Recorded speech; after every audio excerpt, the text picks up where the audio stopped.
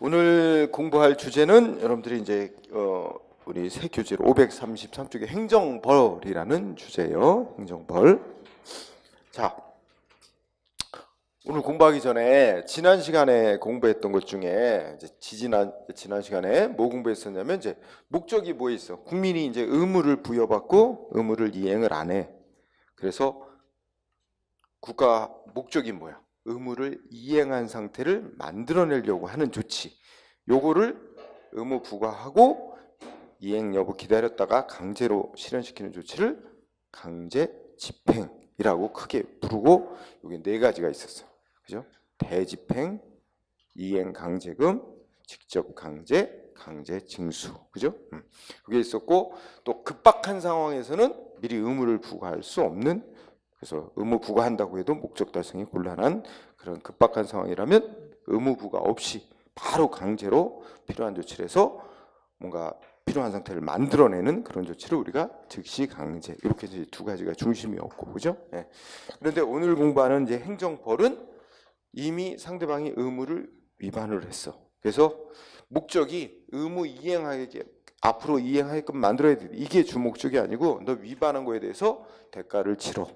그래서 의무 이행 위반한 자에게 벌을 주는 걸 그 행정벌 그렇게 부릅니다. 응? 그래서 이제 우리 오늘 공부를 쓰면 이미 과거에 의무를 위반한 거에 대해서, 과거 의무 위반에 대해서 벌을 주는데, 이건 이제 제재 이렇게 말합니다. 이 벌을 주는 조치를, 근데 어떤 의무냐? 행정법상의 의무니까 행정법상의 행정상의 의무 위반한 거에서 제재하는 거를 행정벌 이렇게 부릅니다. 그래서 뭐 여기에 포인트가 있는 거죠. 앞에 행정. 근데 이게 종류가 두 가지가 있어요. 행정법상의 의무 위반했다고 주는 벌이, 벌의 종류에 따라서 우리나라는 벌이 형벌이 있고 질서벌이라고 부르는 게 있죠. 그래서 여기다가 행정상의 의무를 위반했다고 형벌을 준다 그래서 행정형벌. 뭐 형벌이 뭐냐? 형법이 정한 벌을, 형법이 정해 놓고 있는 벌의 종류를 형벌이라고 부릅니다. 우리나라는 사형부터 해서 징역형, 벌금형 등등 해서 9가지 종류의 형벌이 있습니다. 그 다음에 그래서 우리 행정법에 보면 청소년에게 술이나 담배를 판 업주에 대해서는 2년 이하의 징역형 또는 1,000만 원 이하의 벌금형에 처한다. 이런 식으로 해서 징역형과 벌금형이 정해져 있죠. 청소년 보호법 위반. 그래서 청소년 보호법이나 행정법 위반. 이런 게 이제 행정형벌. 반면에 이제 또 뭐 주차 위반하면 구청장, 시군구청장이 4만 원, 승용차 4만 원 과태료를 부과한다. 이런 게 있는데 그거는 질서벌이라고 부릅니다. 과태료라고 명칭이 있는데, 그래서 또 하나의 종류가 행정질서벌. 그래서 보통 질서벌이라고 부르는 건 명칭이 딱 하나예요. 과태료라고 부르는 거. 요거는 형벌이 아니죠. 그러면 이게 가장 기본적인 차이는, 형벌은 행정기관이 부과할 수가 없어요. 그럼 반드시 이제 검사가 재판을 형사재판 기소되죠. 청구를 해서 법원이 형사재판 절차를 거쳐서 판결을 내려야 이제 부과될 수 있는 거고, 반면에 질서벌은 일단은 행정기관이 위반자에게 과태료 내라 부과하고, 상대방이 이행 안 하면, 이행 안 하는 게 아니라 이제 상대방이 여기다 나 승복 못해 이러면 이제 그러면 재판으로 해결하자. 그래갖고 행정기관이 법원에 넘겨버립니다. 법원에서 이제 논쟁을 벌여서 과태료를 부과할지를 최종 결정, 이런 식으로 갑니다. 그래서 그런 차이가 있고, 현실적으로 형벌을 부과받으면 소위 전과기록으로 남게 되는 거고요. 이거는 비교적 일상생활하면서 흔하게 위반하는 경미한 사회 질서 위반 행위에 대해서 돈으로만 불이익을 주는 그런 벌입니다. 과태료만 납부하게 하는 거. 그래서 이거는 전과기록하고는 상관이 없어요. 그래서 각각 시험에 곧잘 나오는데 특히 이게 많이 나옵니다. 왜냐하면 왜 그런가 하면, 이 형벌은 누가 부과하는 거라 그랬죠? 법원이 재판으로서 선고해서 부과한단 말이에요. 다만 행정기관이 하는 일은 어디까지만 하겠어요? 형벌 위반한 자에 대해서, 예를 들어서 저 청소년한테 술이나 담배를 판 업자가 적발이 됐다. 그러면 일단 시군구청장 같은 행정기관이 그 적발하면 어떻게 돼요? 직접 벌을 줄 수 있는 게 아니라 검찰에 고발 들어가는 겁니다. 그럼 검찰, 경찰이 수사를 해가지고 재판을. 그러니까 행정기관은 이런 검찰에 고발하는 거죠. 근데 이거는 행정기관이 직접 부과하고 징수도 하고 이렇게 하는 거라 우리 지금 행정법은 행정기관이 하는 일에 대해서 주로 묻지 않습니다. 그래서 이쪽이 이제 상대적으로 시험이 더 많이 나옵니다. 자, 그러면 우리 교재를 가지고 확인을 해보시죠. 먼저 행정벌이란 뭐냐 해가지고 이제 두 줄 정도 있죠. 첫째 줄, 행정법상의 의무 위반에 대하여 국가 등의 행정 주체가 일반 통치권에 근거하여 제재로서 과하는 처벌. 그죠? 뭐 그 정도 써놨습니다. 근데 여기서 하나 읽어두시면서 하나에만 유의해 두세요. 일반 통치권이라는 단어. 응? 그게 뭘 의미할까요? 여기서 일반이 가리키는 말은 뜻은 뭘까요? 일반. 응? 그게 이제 일반 통치권 그러면 통치권은 이제 국가가 행사하는 권력이죠. 그런데 일반이 가리키는 말은 모든 사람, 쉽게 말하면 불특정 다수인은 모든 사람에 대해서 행사하는 국가의 권력입니다. 응? 그죠? 그래서 우리나라 영토 안에 있는 사람한테는 다 우리 국가가 권력을 행사하죠. 그죠? 외국인이라 할지라도 우리나라에 들어오면 우리나라 저 국가의 법과 질서에 따라야 되잖아요. 그죠? 일반 통치권의 근거. 둘째 줄, 셋째 줄은 이게 주 목적이 어디에 있는 거예요? 주 목적, 1차적인 목적은 둘째 줄 끝에 과거 이미 저지른 의무 위반에 대한 제재, 이게 목적이에요. 그죠? 다만 셋째 줄은 눈을 읽으면 그러면 법으로다가 당연히 법치주의고 그러니까 법에 의해서 벌 주는 거로 규정을 해놓겠죠? 그럼 벌 안 받으려고 의무를 잘 이행할 거 아니냐? 그러니까 심리적, 간접적으로 압박해가지고 의무를 잘 이행하게끔 유도하는 2차적 역할도 하죠. 근데 1차적이고 주목적은 과거에 저지른 의무 위반에서 처벌하는 게 목적인 거다. 그거 둘째 줄 보시고. 그 밑에 구별 개념이라는 항목이 있어요. 요 중에서는 징계벌이라는 거 하고 포인트를 두세요. 징계벌 두 번째 거. 첫 번째 거죠. 징계벌. 네. 그럼 밑에 이행강제금은 기본적으로 배운 거잖아요. 이행강제금은 목적이 어디에 있는 거예요? 장래 의무 이행하게끔 만들려는 목적으로 너 이행할 때까지 돈 부과할 거야. 응? 압박하는 거죠. 이건 벌하고 진짜 벌하고는 성격이 다른 거죠. 응? 네.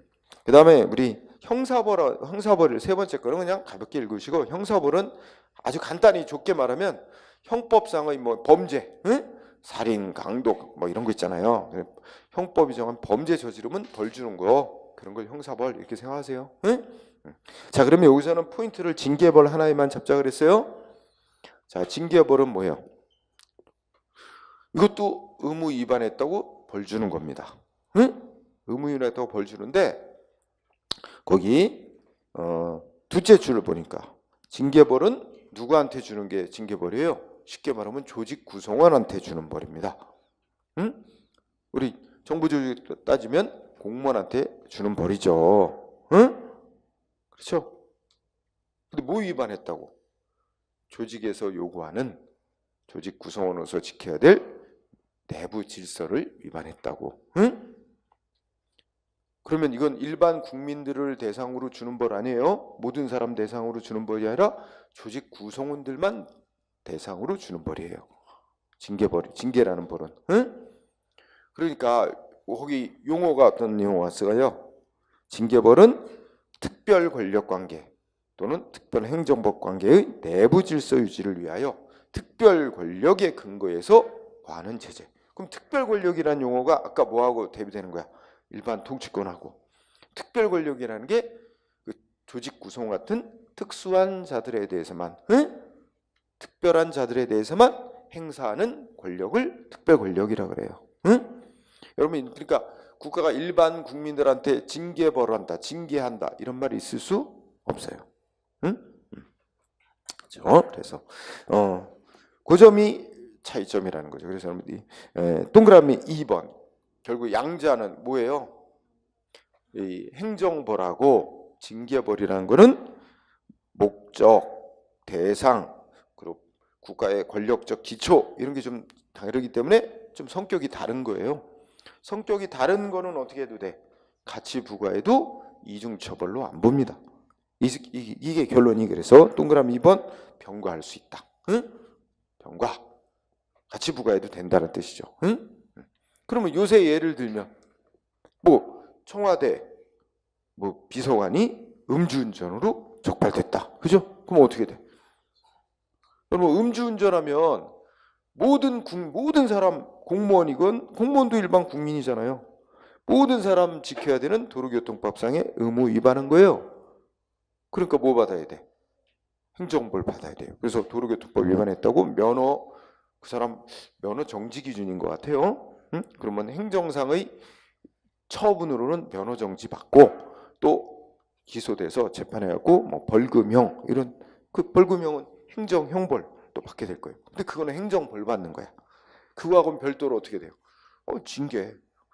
뭐 일단 그 사표를 냈는데 사표 수리 안 하고 징계 절차 밟겠다 이렇게 청와대 발표죠. 그러니까 이제 징계벌을 주는 거. 그거는 별도로 조직 내부에서 주는 벌. 근데 그 음주운전행위가 두 가지를 동시에 충족한 거야. 일반 국민으로서 지켜야 될 의무를 위반한 것과 동시에 조직 구성원인 공무원으로서 지켜야 될 의무도 위반했기 때문에 두 가지 벌을 같이 받게 되는 겁니다. 응? 그래서 이중처벌로 안 봐요. 응? 그래서 이 점만 잘 유의하시면 돼요. 징계벌. 그러면 그 밑에 행정벌의 종류 아까 두 가지가 있다 그랬죠. 행정형벌, 행정질서벌. 그러면 이미 다 아는 거예요. 행정형벌은 쭉 읽어보시면 행정법상의 의무 위반자에 대해서 형법이 정하고 있는 벌의 종류. 우리 한번 쭉 보시면 9종류가 있는데 얘만 드러났어요. 내가 사형, 징역, 금고, 구류, 과료, 몰수 뭐 이런 정도만 드러났죠. 그 외에도 뭐 자격 정지형, 자격 상실형 뭐 등등 있어요. 이런 벌을 하는 겁니다. 응? 상대적으로 좀 사회 질서에 위반이 해를 끼치는 위반 정도가 중한 거에 대해서 주로 이제 이런 형벌을 부과하도록 정해놓겠죠. 입법자가. 또 다음 페이지 보시면 행정질서벌. 질서벌이라는 건 어떤 명칭의 벌을 주는 거다? 첫째 줄 과태료라고 하는 명칭의 벌을 주는 겁니다. 응? 혹시 과료하고 과태료는 좀 달라요? 응? 한자도 좀 다른데요. 우리 그 과료는 전페이지 과료는 어디에 속하는 거야? 형벌의 한 종류예요. 응? 과료라고 하는 거는 과료하고 과태료는 다른 거예요.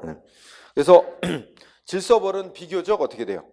경미한 사회질서 위반 행위에 대해서 주로 정해놓고 부과토록 하고 있습니다.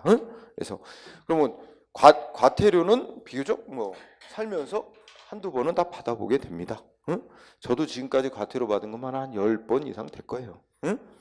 주로 주차 위반, 주차 위반이 많죠. 자, 그런데 자, 법으로 뭔가 의무를 정해놓고 의무를 위반한 자에게는 어떤 벌을 주도록 할 거냐? 형벌을 뭐 징역이나 벌금형을 부과하도록 할 거냐? 과태료를 부과하도록 할 거냐? 요거를 이제 그 위반 행위가 사회에 어느 정도 해를 끼치느냐 이거를 잘 평가해서 누가 알아서 정할 문제라는 거예요. 판례를 보면 입법자가 알아서 정할 문제다. 그래서 판례를 읽어보시면 결론은 셋째 줄, 그죠? 쭉 읽어보시면 뭐 위반 행위를 어느 정도의 이제 중한 걸로 봐서 두 번째 줄에 과태료 질서벌인 과태료를 부과하도록 할 것인지 셋째 줄 형벌을 부과하도록 할 것인지는 기본적으로 누가 정할 문제래? 입법자가 정할 문제다. 그죠?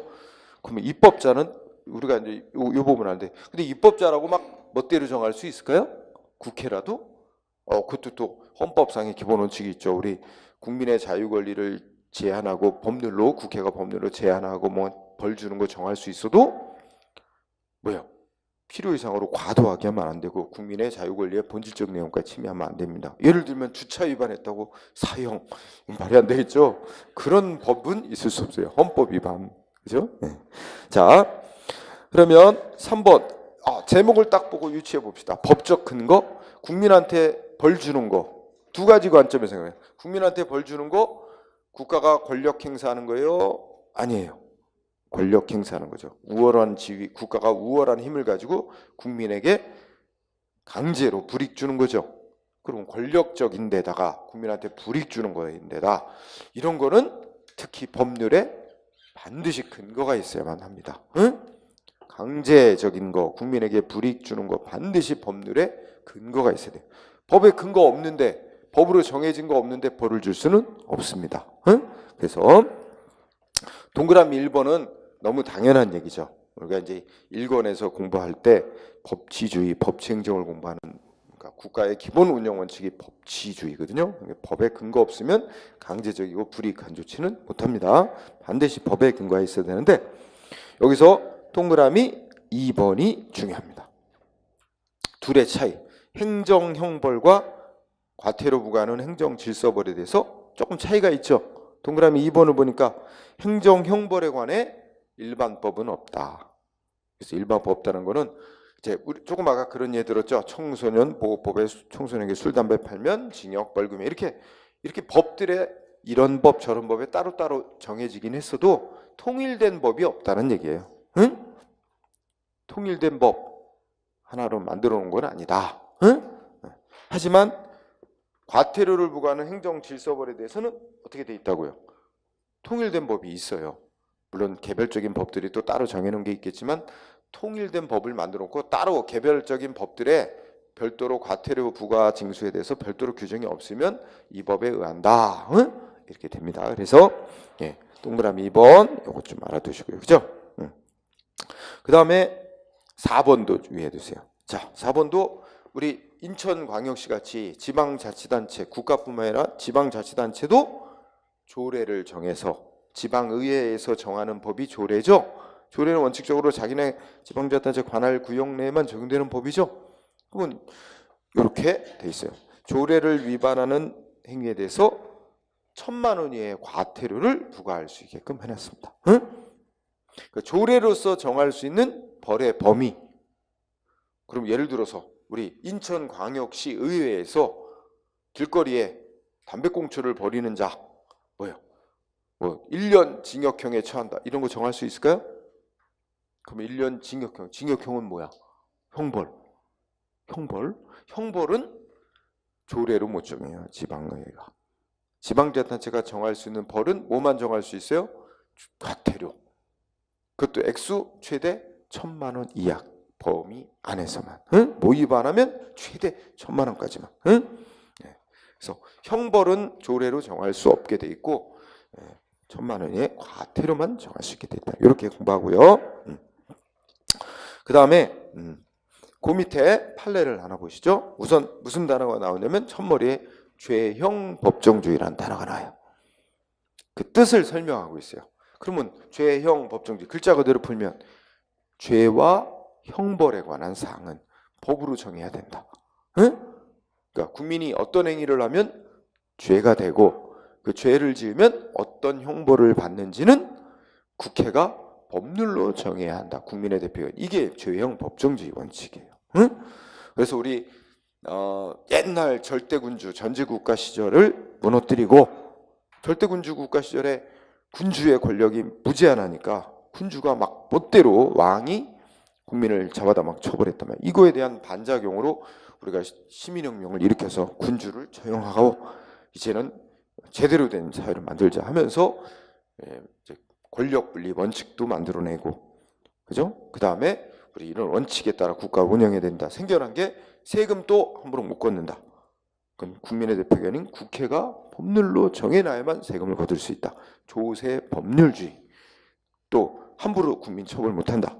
죄형 법정주의. 이런 게 이제 법치국가의 중요한 원칙으로 등장하게 된 거죠. 응? 그래서 그 죄형 법주의란 거. 그런데 죄형 법정주의에서 말하는 형벌은 뭐예요? 형벌을 말하는 거란 말이에요. 따라서 결론 핵심은 두째 줄이죠. 과태료란 벌은 과태료란 벌은 형벌입니까? 아닙니까? 형벌이 아니라는 거죠. 그래서 과태료는 질서벌일 뿐 형벌이 아니다. 따라서 죄형 법정주의 원칙에 적용 대상이 아니다. 이런 말하고 같아요. 그 부분. 이거 누가 그랬어요? 우리나라 헌법재판소에서. 응? 그랬는데 이제 아직까지 이 헌법재판소 결정은 그냥 유지는 되고 있는데 지금에 와서는 별 효용 가치가 이 판결의 의미는 의미가 없어졌어요. 왜냐하면 조금 아까 그 동그라미 2번에서 말한 과태료를 행정기관이 부과 징수할 수 있게 한 질서위반행위 규제법은 법률에 의하지 않으면 과태료 부과할 수 없도록 명시해놨기 때문에 별 의미는 없어졌어요. 다만 이런 결정은 내렸다. 헌재가 과거에 의미로 알아두시기 바랍니다. 그 다음에 자, 네 번째 아주 중요한 논점. 자, 거기 뭐가 나왔어요? 제목을 보니까 병과 가능 여부 그랬죠? 이제 병과란 말은 자꾸 나옵니다. 그러면 자, 형벌과 질서벌을 같이 부과해야 돼요. 이 말은 국민이 어떤 위반 행위를 했는데 위반 행위는 하나 위반 행위를 했어. 근데 법에서 뭐라고 써놨냐면 그 위반 행위에 대해서 뭐 벌금, 징역을 부과한다. 근데 또 다른 법은 같은 위반 행위에 대해서 과태료를 또 부과하도록 한다. 그러면 위반 행위는 동일한 위반 행위 하나인데 거기서 법에서 이 법은 형벌 부과하고 저 법은 또 거기에 대해서 과태료 부과하고 이렇게 둘 다 벌을 줄 수 있도록 둘 이상의 벌을 줄 수 있도록 정해놓는 게 허용될 수 있느냐 하는 문제예요. 응? 자, 요거에 대해서 우리나라 이제 사법기관이라고 할 수 있는 대법원과 헌법재판소가 조금 견해가 달라요. 응? 그래서 조금 유의해 두셔야 돼. 자, 이때 동그라미 1번에 두째 줄 다수설은 학자들의 입장인데 놔두고요. 헌법재판소 입장으로 보세요. 자, 동그라미 1번에 헌법재판소는 동일한 위반 행위에 대해서 과태료도 부과하고 또 벌금 징역 같은 형벌도 부과하고 이거 가능하다는 입장이에요? 응? 이건 헌재는 그렇게 되면 이중처벌 소지가 크다. 부정적인 입장이에요. 그래서 간단히 결론. 헌재는 동일한 위반 행위에 대해서 양자를 병가할 수 없는 거다라는 부정적인 입장입니다. 응? 근데 여기에 대해서 대법원은 반대 입장이에요. 자, 대법원은 뭐라고요? 셋째 줄 오른쪽 끝에 대법원은 형벌하고 과태료부라는 질서벌은 목적, 성질이 좀 다르기 때문에 병과해도 된다는 입장이에요. 두 가지를 같이 부과해도 된다. 응? 병과해도 일사부재의 원칙. 일사부재의 원칙이라는 말이 뭐야? 한 가지 위반 행위에 대해서 두 번 심사 처벌하면 안 된다. 그런 얘기입니다. 응? 두 번째 번에서. 그래서 일사부재의 원칙에 위반하는 것으로 볼 수 없다. 그러면 이런 말이 있죠. 병과해도 된다. 병과 가능 이꼬로 일사부재의 원칙 위반 아니다. 이꼬로 뭐야? 응? 그 이중처벌 아니다. 이런 말하고 다 똑같은 말이에요. 응? 저 현재 대조적이죠. 예. 예. 그 다음에 뭐 2번은 동그라미 2번은 그냥 눈으로 읽어보세요. 어떤 사람 우리 예를 들면 아까 청소년에게 술 담배 파는 업자가 있죠. 근데 법에 보면 영업정지 몇 개월, 영업정지 처분해. 이건 이건 벌은 아니고 행정상의 제재라 그래요. 응? 영업정지 처분도 내리고 벌금형 받게 하고 이거 다 가능합니다. 그래서 동그라미 2번은 행정처분하고 벌 같이 병과해도 그건 이중처벌로 안 봐요. 그건 성격이 다른 거기 때문에. 응? 행정처분은 벌이 아니에요. 그럼 확인해 봅시다. 판례 1번. 판례 1번은 끝에 보니까 헌법재판소 입장이에요. 응? 그럼 아까 헌재는 어땠어요? 형벌과 질서벌 병과하면 이중처벌 소지가 크다는 입장. 부정적인 입장이라고 그랬죠. 그래서 1번을 보니까 이제 쭉 문장이 우리나라 헌법 제13조 1항 하면서 이제 쭉 들으면서 여기는 국민을 이중으로 처벌할 수 없도록 해놨는데 선언이 돼 있는데 여기서 이중으로 처벌한다는 것은 형벌을 동일한 위반 행위에 대해서 형벌을 이중으로 부과해서는 안 된다는 것이다. 따라서 국가가 위반자에 대해서 행하는 어떤 제재를 전부 다 말하는 건 아니다. 뭐 이렇게 얘기를 하면서 밑줄 친 부분이 핵심이죠. 밑줄 친 그 다음 문장이 핵심입니다. 응? 다만 이후에 뭐라고 써 있어요? 밑줄 친 이하가 중요한데요. 다만 행정질서벌로서의 과태료는 이렇게 나오죠? 행정질서벌인 과태료는 행정상의 의무 위반에 대해서 국가가 일반 통치권 모든 사람에게 행사하는 공권력, 일반 통치권에 근거하여 과하는 제재로서 형벌, 특히 행정 형벌과 목적이나 기능이 중복되는 면이 없지 않으므로, 중복되는 면이 있음으로 하면 얼마나 깔끔해요. 꼭 이런 식으로 표현하는 거예요. 중복되는 면이 없지 않으므로 동일한 위반 행위를 대상으로 형벌을 부과하면서 아울러 또 질서벌로서의 과태료까지 또 부과한다면 그것은 헌법이 금지하는 이중처벌 금지 정신의 배치, 즉 위반되어 국가 입법자가 입법 만드는 권한을 국가 입법권의 남용으로 인정될 여지가 있음을 부정할 수 없다. 또 끝말 거지 같죠? 그냥 여지가 있다는 거예요, 없다는 거예요? 위반할 거기에 인정될 여지가 있다. 여지가 있다 그러면 깔끔하잖아. 꼭 있다 식으로. 이 여지가 있음을 부정할 수 없다. 뭐 그래야 뭐 유식해 보이나? 헷갈리게만 만들지. 근데 여지가 있다 그러면 깔끔할 거예요. 그래서 어쨌든 읽어보니까 그 밑줄 아래쪽 지금 말씀드린 부분 읽어보니까 어때요? 동일한 위반에 대해서 행정 형벌도 부과하면서 과태료, 질서벌도 또 부과한다면 이중처벌 금지 정신에 위반될 소지가 있다 이거 아닙니까? 그러니까 이제 하나만 부과하는 게 바람직하다 이런 취지겠죠. 응? 헌재는 약간 부정적, 병과의 부정적 입장. 반면에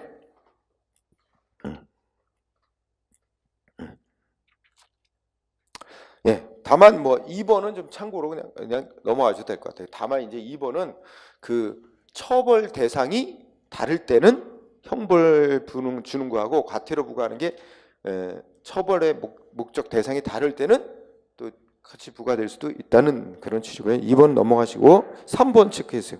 빨리 3번. 자, 3번을 보면 어떤 사람이 어떻게 했어요? 이사를 갔나 봐. 그러면 원래 주민등록법에 보면 이사 간지 아마 30일 안에 전입신고를 하게 돼 있을 거예요. 응? 그러면 3번 판례를 보니까 거주지를 이전한 후 전입신고를 안 했대. 그래갖고 뭐 받았대요? 법이 정한 바에 따라 과태료를 부과받고 냈대요. 근데 또 뭐 했대요? 납부를 했는데 그 위에 또 뭐 벌금 뭐 이런 게 또 부과됐나 봐. 그 위에 형사처벌이 행정형벌의 뜻입니다. 응? 행정법 위반했으니까 형벌 주는 거예요. 그래서 형사처벌을 또 한다고 해서 일사부재리 원칙 위반이라고 할 수 없다. 그럼 이게 대법원 입장이에요. 대법원은 둘 다 부과해도 된대요. 또 4번 판례 읽어보시면 그죠? 세 줄 읽어볼까요? 뭐라 했어요? 자, 첫째 줄 질서버린 과태료 부과하는 거와 형사처벌 즉 형벌 부과하는 거는 성질이나 목적을 달리하는 별개의 것이다. 대법원 이래요. 그죠? 그렇기 때문에 질서버린 과태료 부과돼서 납부한 후에 또 형사처벌을 한다고 하여 일사부재리 원칙에 반하는 것이라고 볼 수 없다. 우리 이미 한 얘기 또 하고 있죠? 그러면 실제 사건이 뭐였어? 셋째 줄 자동차 임시 운행 허가를 이거 중요해요. 셋째 줄 구체적인 사례 자동차 임시 운행 허가 받은 자가 허가 목적 및 허가 기간 범위 안에서 운행하지 아니한 경우에 그죠? 그러니까 자 어떤 사건이에요? 자동차 임시 운행 허가 받은 자 사건이에요. 근데 이 사람이 자동차 임시 운행 허가는 이제 어떤 때 내주는 거죠? 원래 새 차 샀어. 그러면 어떻게 해야 돼? 자기 거주지 시군구청에 가서 자동차 등록을 하게 돼 있어요. 등록을 하고 뭐예요? 그죠? 자동차 번호판도 이제 받아가지고 부착하고 이러고 다니게 돼 있죠. 자동차 등록을 해야 됩니다. 그리고 이제 자동차세고 나오고 하죠. 그러면 근데 그 사람이 시군구청장에 자동차 등록을 하기 전에 차를 이제 끌어와야 될 거 아니야. 보통 자기가 끌어올 수도 있고 끌어다 주죠. 차 사면. 응? 그건 도로에서 운행이 돼야 될 거 아니야. 그러면 그거 자동차 번호판 붙어 있어야 돼요. 그래서 자동차가 출고될 때, 공장에서 출고될 때 이제 임시 번호판을 부여하는 거예요. 그래서 뭐 보통 길거리에서 보잖아요. 보통 하얀색 나무 판때기야. 보통 나무 판때기에 뭐 보통 화성시장, 뭐 평택시장 이름으로 뭐 이렇게 해가지고 번호 나오고 임시운행 허가 기간 언제까지 이렇게 딱 인쇄 찍어가지고 나무 판때기 붙이고 다니잖아요. 응? 그럼 그 기간 안에 뭐 하라는 거야?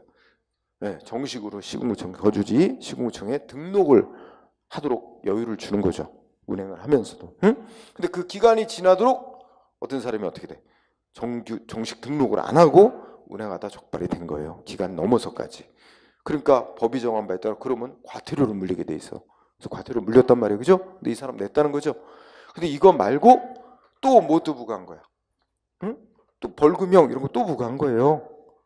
그와 관련해서 그러면 셋째 주부터 읽어보세요. 자동차 임시 운행허가 받은 자가 기간 지나도록 정식 등록을 안 하고 운행하다 적발됐다. 이 경우에 과태료 부과는 어떻게 돼요?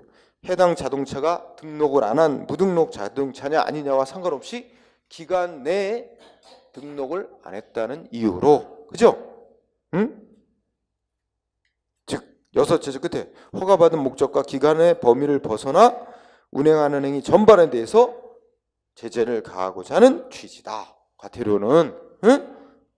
하여튼 뭐 그 등록을 무등록 차량이냐 아니냐 상관없이 정해진 기간 내에 등록을 하라고 했는데 그 기간을 넘었다는 이유만으로 부과하는 것이고, 응? 그 다음에 만일 임시 운행 허가 기간을 넘어서 운행한 자가 등록된 차량에 관하여 그러한 행위를 한 경우라면 어떻게 돼요? 과태료만 받는 거지만 등록을 안 한 무등록 차량에 관하여 그러한 행위를 한 경우라면 과태료 별도로 형사처벌 대상도 된다.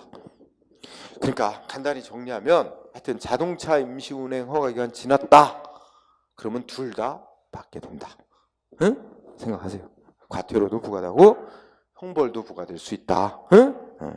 둘 다 부과해도 이중처벌로 보지 않는다. 법이 그렇게 된 거죠. 그 다음에 5번은 아까 말씀드렸죠. 영업정지 처분 이런 거하고 뭐 벌금, 과태료 이런 거하고는 성격 목적이 달라서 같이 부과해도 된다. 응? 넘어가세요. 자, 그러면 이제 공부 요령이 두 가지로 나눠집니다. 하나는 뭐냐면 이제 요거에 대해서 공부를 하고 요거에 대해서 공부를 하고 이제 두 가지 따로따로 공부를 합니다. 그럼 행정 형벌에 대해서 우선 아까 우리 행정법상의 의무 위반한 자에 대해서 행정 형벌하면 제일 많은 게 징역하고 벌금. 그러면 의무를 위반한 자에게 징역형, 벌금형을 부과하도록 우리 행정법에서는 통일된 법이 있다 그랬어요, 없다 그랬어요? 없다 그랬죠. 그 말을 일반법이 없다 이렇게 분다 그랬죠. 그러면 이렇게 뭘 의무를 위반한 자에게 벌금, 징역 이런 형벌을 주는 것에 대해서 특별한 규정이 없으면 형법을 따르게 돼 있어요. 응? 그 형법 자체에서 그렇게 정해놨어요. 그래서 읽어보세요. 쌍가를 1번에 형법 총칙의 원칙적 적용 이렇게 돼 있죠. 응? 그래서 첫째 줄 끝에 그냥 읽어보세요. 괄호 있죠. 읽어보시면 우리나라 형법 제8조는 이렇게 규정을 했대. 즉 본법, 그러니까 형법 총칙은 다른 법에서 정한 죄에도 적용한다. 다만 그 다른 법에 별도에 따르게 특별한 규정이 있을 때는 그때는 예외로 하고. 근데 그러면 우리 행정법에서 아까 청소년 보호법 뭐라고만 써놨냐? 아까 청소년에게 담배 술 팔면 뭐 징역형, 벌금형 부과한다 이렇게만 써놨지 무슨 벌 주는 절차, 뭐 요건 이런 거 하나도 없어요. 그럼 뭐 어떻게 돼? 형법 총칙이 정한 대로 그거 따져가지고 벌 주게 돼 있는 거죠. 벌 주는 절차는 또 형사소송법이 정한 절차를 따르고 특별한 규정이 없으면 그렇게 가는 겁니다. 그래서 여기 쌍가를 1번의 핵심은 뭐예요? 응? 핵심은 한마디로 형법 총칙을 적용받는다는 겁니다. 응? 형벌 부과하려면 형법 총칙을 적용받는 게 원칙이다. 특별한 규정이 따로 없는 한은 응? 형법 총칙, 원칙적으로 형법 총칙. 그러면 원래 형법 총칙에 의하면 여러분들 어떻게 됩니까? 위반자, 응? 의무를 위반한 자 벌을 주려면 위반자에게 반드시 뭐가 있어야 돼요? 벌을 주려면, 위반했다고 벌을 주려면 소위 우리 책임주의 원칙이라고 합니다. 응? 그 위반한 거에 대해서 비난을 할 수 있는 그 가능성이 있어요. 그게 뭐냐면 자기가 법 위반 행위란 걸 알면서, 인식을 하면서 위반을 했다. 이게 이제 고의예요. 고의가 있거나 그 정도 나이, 그 정도의 어떤 생활 경험, 사회 경험이라면 이건 알아차릴 수 있었는데, 자기가 하는 행위가 법 위반 행위가 된다는 걸 알 수 있었음에도 주의를 제대로 기울이지 않아서 몰랐다. 이게 과실입니다. 즉 위반한 자에게 뭐가 있어야만 처벌할 수 있어. 단지 법 위반 행위가 있다라는 객관적 위반 사실 하나만 있다고 해서 벌 줄 수 있는 게 아니라 그 위반에 대해서 고의 또는 과실이 있었어야 된다는 거죠. 응? 그게 벌 주는 거의 대원칙입니다. 따라서 첫째 줄. 예. 그래서 쭉 읽어보세요. 형법은 처벌하려면 위반자가 고의 또는 과실이 있어야 된다라고 규정하고 있다. 따라서 이거는 행정부상의 의무에 면했다고 벌 주는 행정형벌에서도 마찬가지다 하는 얘기가 넷째 줄까지, 셋째 줄까지죠. 그러니까 두 가지 공부하는 거예요. 하나는 행정형벌, 둘째 줄부터 읽어보시면 행정형벌에 있어서도 어떻게 돼? 행정형벌 부과하려면 위반자에게 뭐가 있어야 돼요? 고의와 또는 과실이 있어야 된다. 응? 이게 첫 번째 포인트. 고의 또는 과실이 있어야만 형벌을 줄 수 있다. 응? 행정법상의 의무 위반자이다. 그런데 또 하나 포인트, 다른 점이 있어요. 자, 형법은 고의로 위반한 자, 이 고의라는 게 잘못 알면 일부러라고 생각할 수 있어요. 일부러는 아니에요. 우리 법적인 용어로는 알면서, 위법이라는 걸 알면서란 뜻입니다. 일부러라는 그런 의미가 아니고 알면서. 자, 그런데 셋째 끝에 보면 형법에서는 과실 있잖아요. 제가 알 수 있었는데, 법 위반이 된다는 걸 알아차릴 수 있었는데도 주의를 기울이지 않은 잘못, 이게 과실이에요. 형법에서는 과실범도 처벌한다 라고 딱 법이 규정하고 있어야만 과실범을 처벌할 수 있게 돼 있어요. 응? 근데 우리 행정법에서는 과실로 위반한 자 있잖아요. 과실범도 처벌한다는 규정 있으면 당연히 과실로 위반한 자도 처벌하지만, 딱 부러지게 과실로 위반한 자도 처벌한다는 규정이 없을지라도 그 법 규정의 목적, 취지가 과실로 위반한 자도 처벌하라는 뜻이 명확하다. 해석상, 법 해석상. 그러면 처벌 가능하다고 봅니다. 그래서 두 번째 포인트. 자, 셋째 줄. 과실범은요. 응? 형법과 다른 점 뭐야? 과실범도 처벌한다는 명문의 규정이 있는 경우뿐만 아니라 뭐해도 법 해석을 해볼 때 법 해석상 과실범도 처벌하려는 취지가 명확한 경우에 처벌할 수 있다. 이게 포인트야. 넷째 줄 끝에 명문의 규정이 있는 경우뿐만 아니라 법 해석상 과실범도 처벌하는 뜻이 명확하게 도출되면 처벌 가능하다. 그러면 비교해보면 형법보다 행정법에서 과실범을 처벌을 폭넓게 하는 거예요? 할 수 있다는 거예요? 좁게 한다는 거예요? 좀 더 넓게 처벌할 수 있다는 거죠. 왜냐면 법에 딱 부러지게 과실범도, 과실로 위반한 자를 처벌한다는 규정이 없더라도 처벌 가능할 수 있으니까. 그렇죠? 네, 그 점 보시고 판례로 확인해 보죠. 1번은 가볍게 읽어보세요. 자, 1번에 두 줄만 보면 행정상의 단속을 주안으로 하는 법규. 그러니까 이게 행정법규예요. 응? 행정법에서 위반한 자 이제 처벌하도록 하는 규정이 있어. 그렇더라도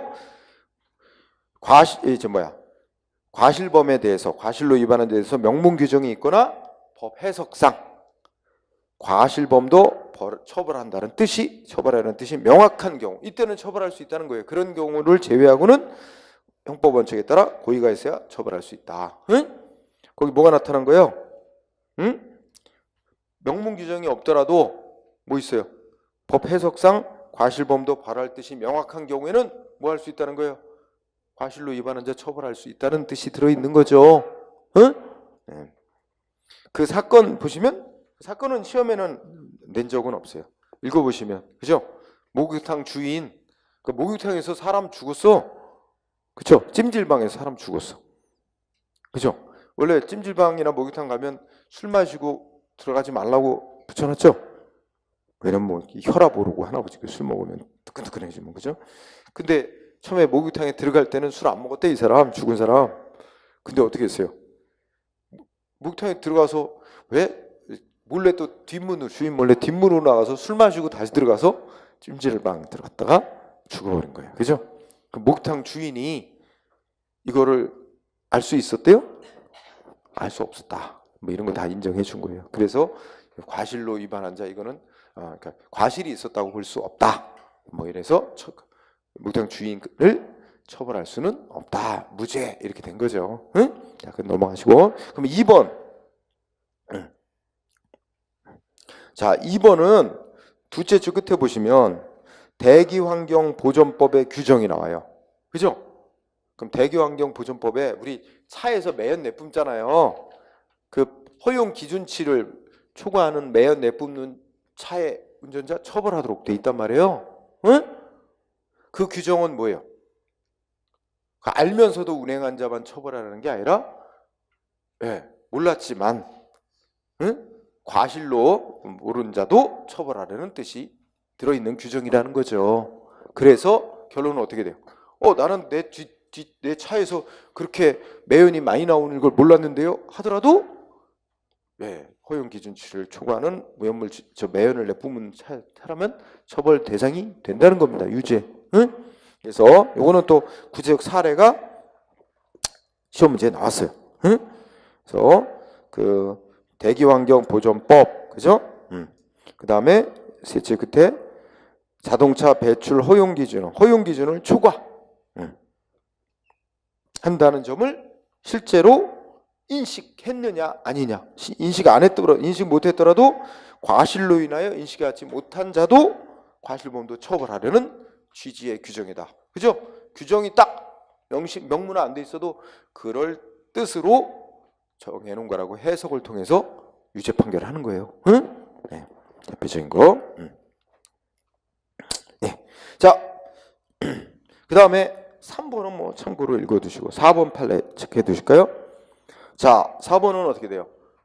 행정기관에 신청해서 뭐 영업허가 먼저 받고 나서 영업을 해야 되는데, 어떤 사람은 어떻게 했어요? 무허가 영업했다고 지금 재판에서 처벌 위기에 놓였어요. 근데 이 사람이 뭐 했대요? 공무원한테 물어봤죠. 그랬더니 공무원이 뭐라고 답변했대?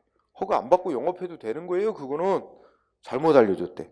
그래서 이 사람은 그냥 영업을 했는데 무허가 영업이라고 지금 걸린 거예요. 응? 근데 이 사람이 허가 안 받고 영업을 해도 된다고 믿은 것에 잘못이 없다. 그죠? 그래서 이거는 일단 객관적 사실은 무허가 영업이에요. 법을 위반했지만 자기가 법을 위반하고 있다는 것에 대해서 인식 가능성이 없었던 거예요. 전혀. 그렇기 때문에 이거는 처벌할 수 없다. 이런 뜻입니다. 정당한 이유가 있다. 착오를 일으킨대. 그래서 4번 알아두시고. 자, 그 다음에 상가로 3번 법인의 책임. 여기도 보시면 핵심은 동그라미 1번입니다. 1번 끝에 우리 행정법에서는 어떤 규정을 두고 있는 경우가 많다고요? 자, 예를 들면 더 쉽게 얘기하면 회사 대표나 회사의 종업원, 직원이 회사 업무 관련해서 법 위반했어요. 그러면 어떻게 돼요? 당연히 위반 행위를 실제로 한 자, 회사 대표자나 종업원 처벌하죠. 근데 그거하고 별도로 법으로 또 누구도 처벌하도록 하는 경우가 많아요. 회사도, 물론 회사는 뭐 징역형 처벌할 수는 없겠죠. 응? 사람이래야 무슨 징역형에서 잡아가두지. 여기는 벌금형 이런 거 하겠죠. 그죠? 응? 그래서 자, 동그라미 1번. 행정법에서는 법인, 즉 예를 들어 회사의 대표자나 종업원이, 직원이 회사의 업무에 관해서 의무를 위반했을 때 실제 위반 행위자뿐만 아니라 법인도 함께 처벌하는 규정, 이런 거를 양벌 규정이라고 많이 부릅니다. 응? 양벌 규정의 뜻은 실제 위반 행위자뿐만 아니라 위반 행위한 자를 지휘하고 감독해야 될 위치에 있는 자, 같이 처벌하도록 하는 규정이죠. 두고 있다. 이게 형법하고 다른 점이다. 형법은 사람만 범죄 행위를 할 수 있는 거로 전제를 합니다. 그렇기 때문에 회사 같은 자는 형법에서는 처벌 대상으로 안 봐요. 근데 행정법은 안 그렇다는 거죠. 응? 동그라미 1번 중요해요. 그 다음에 동그라미 2번도 중요해요. 이때 그러면 회사는 자기 종업원이 위반한 행위에서 회사도 벌 받는다. 그럼 회사는 종업원이 벌 받는 거 대신해서 회사가 벌 받는 거예요? 대신해서 책임지는 거예요? 그건 아니죠.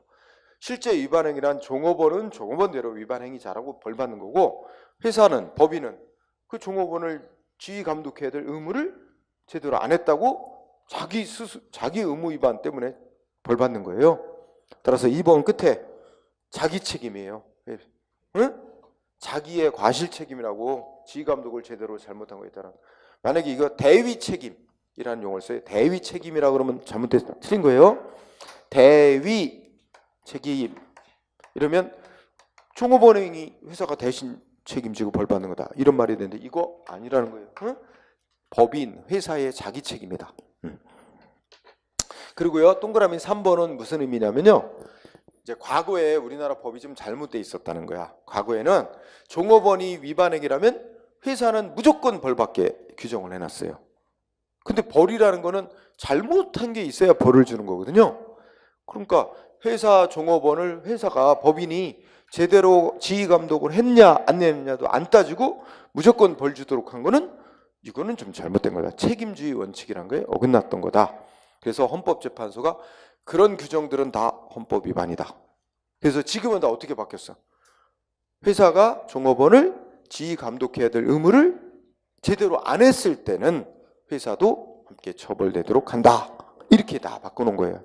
제대로 지휘 감독을 했다면 그러면 회사까지 처벌하는 건 안 된다라는 얘기가 되는 거죠. 응? 그런 식으로 바뀌었다는 거죠. 그건 뭐 외울 게 아니고 흐름을 이해하시면 돼요. 그래서 다음 페이지에 판례 보시면, 판례가 이제 4개가 들어졌는데 여러분들 1번, 2번을 아주 필수로 중요하게 여기세요. 1, 2번 판례를 아주 중요하게 여기세요. 자, 1, 2번 설명하기 전에 3번은 그냥 아주 중요하게 보지 마시고, 아까 뭐 했어요? 3번 판례에 이제 여러분들이 시간 내서 한번 읽어보시면, 예전에 무슨 법에서 종업원이 위반하면 회사도 함께 처벌하도록 하는 규정을 두고 있었는데, 그 무조건 회사가 종업원 지휘 감독을 제대로 했냐 안 했냐도 묻지 않고 무조건 처벌하도록 규정을 한 거는 헌법에 위반된다, 이런 선언을 한 거죠. 제가 보시고, 자, 1, 2번을 아주 중시하는데, 자, 1번, 자, 앞에 다 1, 2번 대조적인 거예요. 비교예요. 자, 무슨 단어에 유의하시냐면은, 첫째 줄, 1번 판례는 첫째 줄 자치사무, 2번 판례는 무슨 사무? 응? 셋째 줄 기관 위임 사무, 더 줄여 말하면 위임 사무. 응? 기관 위임 사무. 그러면 자, 누가 다 1, 2번 판례 보면 누가 다 위반 행위를 한 거예요? 지방자치단체 소속 공무원이. 응? 그러니까 예를 들면 여기 인천시 소속 공무원인데, 1번은 인천시 소속 공무원이 인천시의 사무, 인천시, 즉 자치사무를 수행하던 중 법 위반 행위를 했대요. 1번 판례 보니까 아마 그 인천시에 이제 청소 트럭 운전자인가 봐. 청소 트럭 운전자, 인천시 소속 공무원인데 청소 트럭 운전자인데, 이 청소차에다가 청소 트럭이 어떻게 했어요? 너무 쓰레기 너무 많이 싣고 도로 달리다가 도로법 위반으로 적발이 됐어요. 응? 근데 도로법에 보면 운전자, 과속 운행했다고 운전자도 처벌하고 또 누구도 처벌해? 운전자가 소속된 회사도, 즉 법인도 함께 처벌하도록 규정했대요. 그래갖고 그 소속 공무원, 운전자 처벌할 뿐만 아니라 누구한테도 벌금형 같은 거 부과된 거야. 아까 든 예를 들면 인천시한테도 벌금형이 부과된 거죠. 그러면 왜 여기 끝에 왜요? 그 두째 줄에 지방자치단체도 뭐가 된다는 거예요? 도로법이 정한 양벌 규정에 따라 처벌 대상이 되는 법인에 해당한다. 응? 그러면 이런 결론이 내려진 거는 그게 바로 누구의 사무를 수행하다가 위반 행위한 거죠? 자치단체의 사무. 자치사무니까 지방자치단체가 그 사무의 주체인 법인이죠. 응? 그리고 자기 소속 공무원이 자기 사무 수행하다 위반했으니 관리 지휘감독해야 될 의무 위반에 대해서 해당 법인 지자체가 처벌 또 대상이 되는 거죠. 그런데 2번은 기관이임 사무란 단어가 키워드로 있어요. 그러니까 원래 여기 보면 항만 순찰 업무예요. 응? 그죠? 2번 판례에 나오는 업무는 항만 순찰 업무야. 근데 이 항만을 순찰하는 업무는 국가의 사무야. 응? 근데 국가의 사무인데 이걸 누구한테 이제 하라고 위임을 했느냐면 국가가 인천시장한테 위임을 했어. 예를 들면, 응? 그러면 인천시장은 인천시라는 지방자치단체의 장이지만, 그래서 인천시장은 한편으로는 인천시의 자치사무를 수행하는 자치단체의 장인 동시에 한편으로는 이렇게 국가의 사무를 위임받아 처리하는 국가의 하급 행정기관의 지휘, 이 지휘도 또 있어요. 그러면 인천광역시장이 국가의 사무를 위임받아 인천시 공무원을 하여금 또 처리하라고 시킨 거죠. 그러면 인천시장 밑에 인천시 소속 공무원은 누구의 사무를 처리하는 거예요? 지금 국가의 사무를 처리하는 거예요. 이 국가의 사무를 처리하는데 인천시 소속 공무원이 법 위반 행위를 하다 적발이 된 거예요. 그러면 일단 그 소속 공무원은 실제 위반 행위자니까 처벌받아요. 처벌 대상이 돼. 근데 그거하고 별개로 그럼 법이 정한 이 지자체도 처벌 대상이 되는 법인에 해당하느냐? 근데 이거는 지방자치단체 사무가 아니잖아. 국가의 사무지. 그리고 지자체는 이 사무에 관계가 없습니다. 국가의 사무니까 국가가 자기 자신을 처벌할 수는 없는 거고, 응? 지자체는 이 사무의 주체가 아니고, 그죠? 따라서 결론은 어떻게 돼요? 2번은 셋째로 해당 지방자치단체는 양벌 규정에 따른 처벌 대상이 될 수 없다. 정반대 결론이죠. 만약에 이게 시험 문제에 딱 뜨면 지방자치단체 소속 공무원이 무슨 사무를 처리했느냐에 따라 결론이 달라지는 거예요. 자치사무를 처리했느냐, 위임 사무를 처리하다가 위반 행위 했느냐에 따라서 해당 소속 지방자치단체가 처벌받는 법인에 해당하느냐 아니냐 달라진다. 꼭 알아두기 바랍니다. 그리고 자, 그 다음에 4번 판례는 아직은 나온 적은 없어요. 근데 여러분들이 이제 지입차주라는 민술친부분에 지입차주라고 나오죠? 이게 아마 나도 정확한 게는 모르지만 이게 이제 개인이 자기 차를 가지고 회사에 들어가서, 그죠? 그 회사에 뭐 이렇게 로고 붙이고 이렇게 운행하고 막 하는 거죠. 응? 그러니까 일반 사람들이 볼 때는 그 회사 차량처럼 인식되게끔, 그죠? 근데 그럼 그런 식으로 이제 운행하는 것 같아요. 지입차주. 결국 아마 그 지입차주로 어떤 회사에 들어간 자가 그 차를 이용해서 무슨 영업행위를 하다가 위반 행위를 했나 봐요. 그러면 그 지입차주가 들어간 그 회사 법인도 그 위반에 대해서 같이 벌받는 자에 해당이 되느냐가 논란이 된 사건인데 결론은 뭐예요? 해당이 된다라고 인정을 한 거죠. 그죠? 말하자면 지입차주는 그 회사의 종업원 입장에서 업무를 지휘감독 받으면서 그 회사 업무를 처리한 모양새니까 그 회사도 처벌 대상이 되는 법인에 해당한다. 뭐 그런 취지로. 아직은 이거는 여러분 시험 문제는 나온 적이 없었어요. 그냥 참고로 읽어둔 거죠. 자, 그다음에 쌍가루 4번. 타인의 행위에 대한 책임. 이것도 특징이죠. 우선 동그라미 1번에 형법은 자기가 범죄 행위에 연관이 있어야 처벌 대상이 돼요. 그러니까 예를 들면 형법에서는 예를 들면 절도를 했다. 그러면 절도 행위를 직접 한 자 처벌. 근데 또 형법의 죄를 보면 절도하는 걸 망봐준 자도 그것도 범죄야.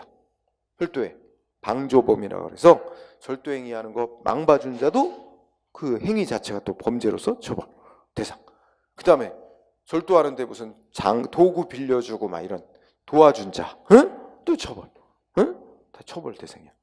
그래서 형법에서는 실제 법 위반 행위를 한 자만 처벌 대상으로 해요. 그런데 행정법에서는 실제 위반 행위를 한 자만이 아니라 위반 행위를 한 자를 지휘 감독해야 될 의무가 있는 자도 감독 의무 제대로 안 했다 그러면 또 처벌 대상으로 하고 있어요. 아까 법인하고 유사한 논리예요. 그래서 미성년자인 자녀 의무 위반, 행정법 위반 행위했죠. 근데 미성년자인 자녀를 지휘 감독해야 될 친권자인 부모, 지휘 감독 제대로 미성년자 감독 의무를 제대로 안 했다. 그러면 처벌 규정을 또 둬서 함께 처벌하도록 하고 있다는 게 이게 다른 점. 그래서 동그라미 1번 중요. 행정법에서는 위반 행위자 이외의 자, 이 이외의자가 누구냐면 지휘 감독할 위치에 있는 자도 함께 처벌하는 규정을 둔 경우가 많다. 그러면서 얘 보면 알 수 있어요. 네, 그거 중요. 이때 동그라미 2번. 이것도 뭐예요? 미성년자인 자녀가 법 위반 행위를 했다. 부모에게도 처벌하는 규정이 있다. 그럼 부모가 처벌받는 건 자녀의 위반 행위에 대해서 대신 책임지는 거 아닙니다. 본인이 감독해야 될 의무를 제대로 안 한 데 따른 자기 책임이다. 아까랑 똑같은 논리예요. 자기가 과실이 있는 거야. 감독 의무를 제대로 안 한. 응? 그래서 자기 책임, 대의 책임 아니고 자기 책임이다. 동그라미 3번. 아까 한 얘기랑 똑같은 얘기니까 생략하겠습니다. 응? 자, 그러면 판례 1번, 2번 잘 나옵니다. 1, 2번을 꼭 체크해 두세요. 자, 1번은 양벌 규정에 의한 영업주를 처벌. 영업주는 다른 말로 하면 고용주 뭐 이렇게 편애하실 거예요. 그러면 실제 누가 위반 행위를 했다는 거예요? 응? 종업원이 위반 행위를 한 거예요. 근데 법에 보면 누구도 처벌을 같이 하도록 돼 있어. 고용주, 즉 영업주도. 응? 영업주가 그 종업원 관리 감독을 제대로 안 했다. 그러면 영업주도 함께 처벌하도록 규정이 있다는 거죠. 응? 그런데 첫째 주 보니까 이제 영업주 처벌은 실제 위반 행위자인 종업원의 처벌에 종속하는 게 아니래요. 그거 중요해요. 종업원의 처벌에 종속하는 게 아니라 독립하여 그 본인의 종업원에 대한 관리 감독상 과실로 인해 처벌되는 것. 응? 그거는 별개의 독립적인 책임을 지는 거래요. 그러면 여기를 쉬운 말로 하면 실제 위반 행위자인 종업원이 실제 위반 행위를 했는데 종업원은 어찌어찌해서 처벌을 안 받게 됐다고 처벌을 이제 안 받게 됐다고 쳐봐요. 그러면 종업원은 처벌 안 받는데 영업주만 처벌할 수 있다는 말일까요? 아닐까요? 영업주만 처벌할 수도 있다는 거죠. 그러니까 종업원이 처벌돼야 영업주도 가능한 게 아니라는 거예요. 응? 종업원의 처벌이 있어야만 영업주도 처벌 가능한 게 아니라 종업원의 처벌하고는 독립적으로 영업주는 그 관리감독 제대로 안 했다는 게 인정되면 영업주 처벌이 따로 가능하다는 얘기예요. 응? 따라서 둘째 끝에 종업원의 범죄 성립이나 처벌이 영업주 처벌의 전제 조건이 될 필요는 없다. 이제 이해하시죠? 종업원 처벌과 영업주 처벌은 별개다. 종업원이 처벌 안 받더라도 영업주는 처벌될 수 있다. 1번 중요하고요. 그 다음에 2번은 다단계 판매원 얘기가 나왔어요. 응? 여기 읽어보면 다단계 판매원, 그 다음에 다단계 판매업자 이렇게 나오죠. 둘의 관계를 따진 거죠. 그러니까 이것도 이제 다단계 판매원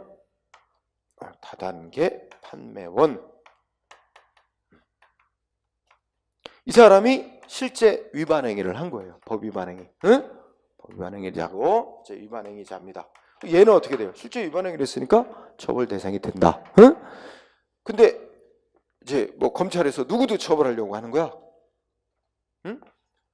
그 다단계 판매업자도 함께 처벌하려고 하는 거예요. 아마 방문 판매 뭐 법률 있죠. 소위 약칭 방판법이라고 하는데 그 법률에 보면 다단계 판매와 관련해서 종업원이 위반하면 회사, 법인도 함께 처벌한다. 양벌 규정이 있나 봐요. 응? 그 규정을 적용해서 다단계 판매원이 위반한 거에 대해서 판매업자도 함께 하려고 했더니 이 다단계 판매업자가 아마 반발한 거야. 그러면서 뭐라고 주장했겠어요? 다단계 판매업자는 이건 뭐 제 짐작. 우리는 다 독립된 사장들이다. 그죠? 응? 다단계 판매원도 별개의 독립된 사장. 다 개별 사업자다. 다 자기 영업 열심히 해서 자기 소득 벌어가는 자다. 응? 그러니 이건 뭐 얘가 회사 저 사장 뭐 고용주고 종업원 이런 입장 아니다. 우린 다 독립된 사장이다. 이런 식으로 하면서 얘 위반하면서 얘나 처벌해야지 왜 나를까지 처벌해 이렇게 나왔나 봐. 그러나 법원의 판결, 검찰 주장을 받아들인 거죠. 그래서 이게 실제 영업하는 모양 뭐 여러 가지 보고 다 살펴보면 실질적으로 얘가 고용주격, 응? 응? 얘가 그 지휘를 받아 종업원 입장에서 지휘 감독을 받아 그 판매하고 하는 영업행위라는 종업원 입장이다. 실질적으로 보면 그런 모습이다. 그래서 얘가 위반에 대해서 관리 감독 잘못했다고 판매업자도 처벌 대상이 된다. 유죄 판결 내린 거예요. 응? 그렇게 해서 1, 2번을 꼭 중시고. 그 다음에 쌍가로 5번 책임 능력 여기까지만. 책임 능력을 보면 자 형법에서는 왜요?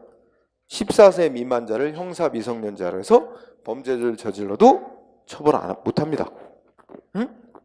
14세 미만자 형사 미성년자라고 하죠. 네. 그래서 근데 얼마 전에 저기 있죠. 저 인천에서 그 중학생 그 옥상에서 추락사 있잖아요. 그죠? 그거에 그 때린 애들, 폭행한 애들, 중학생 애들 4명 다 어떻게 했어요? 처벌돼요, 안 돼요? 기사 열심히 안 봤구나. 걔네 다 14살 넘었어요. 만 15살이야. 다 처벌 대상입니다. 형사 미성년자 아니에요. 그래서 다 구속됐고, 응? 재판 기다리고 있는 거죠. 아니 아직 구속됐고 기소했나? 아직은 안 했나 보다. 응? 재판 열려서 걔네들은 처벌됩니다. 당연히 징역 나오겠죠. 응? 근데 만 14세 미만자는 살인을 해도 처벌 못합니다. 그럼 이제 법의 취지가 그 아직은 어린 나이고 앞으로 살아갈 날이 많은 애들이니까 이제 선도해야 될 대상, 그죠? 이렇게 보기 때문에 처벌만이 능사는 아니다 이런 입장.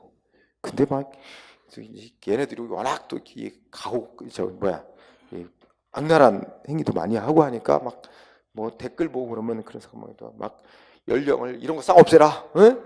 무조건 뭐 나이 따지 불문하고, 응? 뭐 이런 나쁜 짓 하면 다 처벌해라 막, 응? 이런 또 여론이 있죠. 응? 근데 또 한편 생각해 보세요. 물론 그런 경향도 있지만 한편 또 생각하면 어린 나이에 실수할 수 있어. 근데 그때 한번 실수했다고, 네, 이제 말하자면 징역형 벌금형 때려서 전과 기록 남기고 걔 앞으로 인생 제대로 못 살아요. 전과 기록 때문에. 그죠? 그러면 뭐 하겠어요 또? 아씨 어차피 이렇게 된 거, 응? 더 흉악범죄로 더 빠질 수도 있어요. 그러니까 이렇게 그때 잠깐 실수로 마음 다시 고쳐서 나갈 수도 있는데 그 싹을 잘라버린단 말이에요. 그러니까 또 문제가 있죠. 다만 이제 그래서 그걸 아예 없앨 수는 없는 거고 다만 연령을 낮추자 하는 이제 이게 절충설이에요. 지금 14세보다는 한 2살 더 낮춰서 한 12세나 뭐 이 정도로.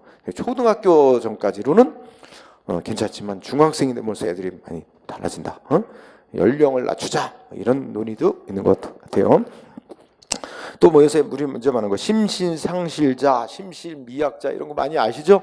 응? 심신상실로 말하자면 제정신 아닌 상태고 쉽게 말하면 심신미약은 판단 능력이 약해진 상태. 술 먹으면 판단 능력 약해지잖아요, 그죠? 이래가지고 심신상실자, 심신미약자, 또 농아자 뭐 꼭 외울 필요는 없습니다. 뭐 이제 귀 안 들리고 그다음 말 못하고 이런 장애 있는 자의 범죄 행위는 형감경 이런 형법 규정이 있는데 한마디로 하면 우리 행정법에서는 그런 규정 무시하도록, 그죠? 그런 거 예외 규정, 그런 거 적용 안 하도록 하는 규정을 둔 예가 많다. 이건 가볍게 읽으세요, 그냥. 응? 여러분들 요새 소위 이번에 엊그제 통과됐다 국회 통과된 윤창호법이라고 있잖아, 그죠? 윤창호법이라고. 그 뭐에 관한 법이야? 음주운전 처벌을 강화하는 법이죠. 거기에 핵심이 2가지야. 하나는 뭐냐면 그 윤창호라는 그 친구가 이제 그 군대에서 휴가 나가고 저기 집에 그 부산에 오거리에 있는데 음주운전한 BMW 젊은 친구가 그냥 횡단보도에 있는데 그리 돌진해갖고 그냥 치워버렸잖아요, 그죠? 그래갖고 뇌사 결국 사망했어. 그 친구들이랑 노력해서 음주운전에 대해서 강력히 처벌하도록, 그죠?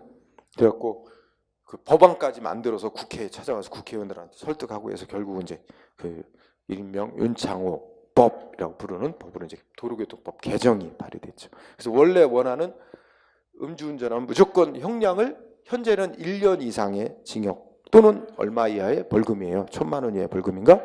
근데 그걸 높여서 음주운전하면 뭐요?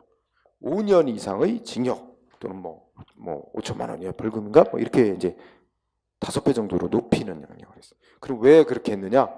5년이면 5년 징역이 나오면 집행유예로 못 풀어줘요. 반드시 옥살이를 시켜야 돼.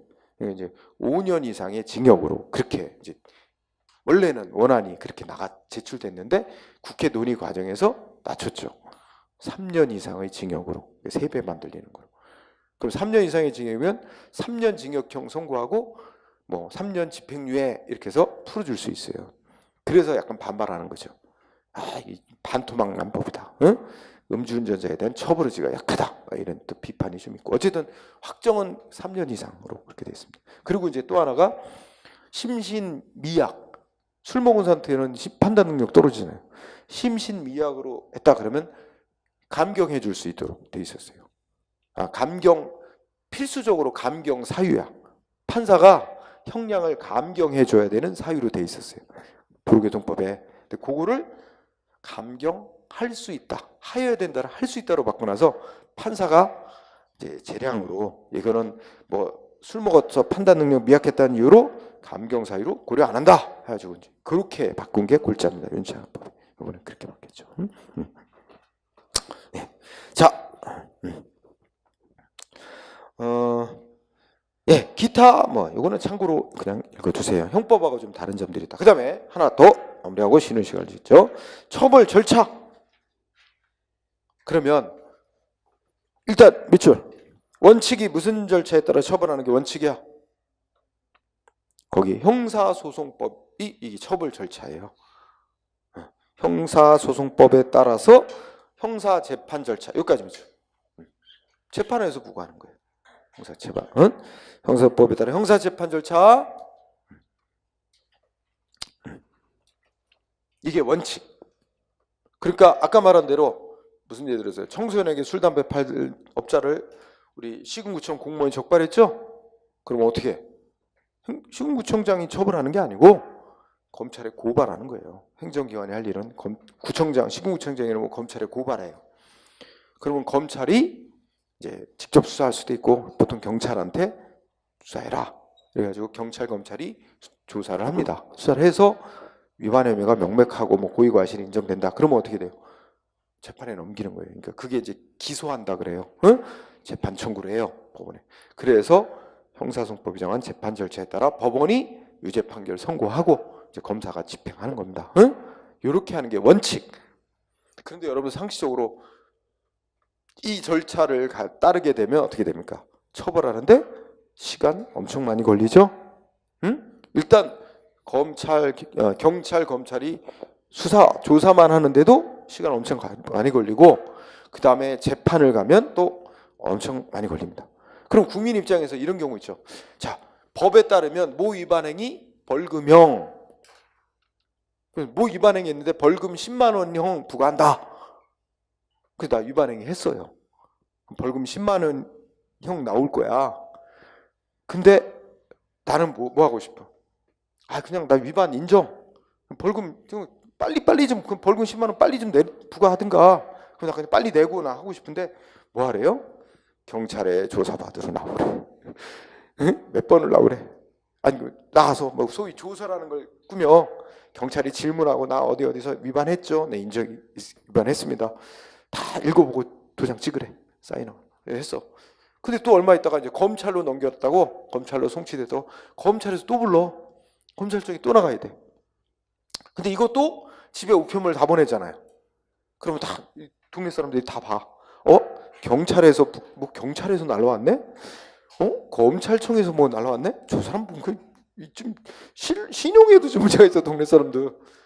그죠? 옛날에는 정말 후졌어요. 엽서로 보냈어요. 엽서로. 그럼 어떻게 돼요? 타부지 내용을 황당했어요. 옛날에는 그렇게 개인의 인권에 대해서 무지했었어요. 지금은 다 밀봉한 봉투로 보내. 근데 겉장은 다 검찰청 뭐 다 써 있어요. 어쨌든 보냅니다. 그럼 검찰에 가서도 위반한 거 다 인정해. 다 검찰에서 경찰에서 말한 대로 다 똑같아. 그러냐? 위반했으니 이제 기소한단 말이야.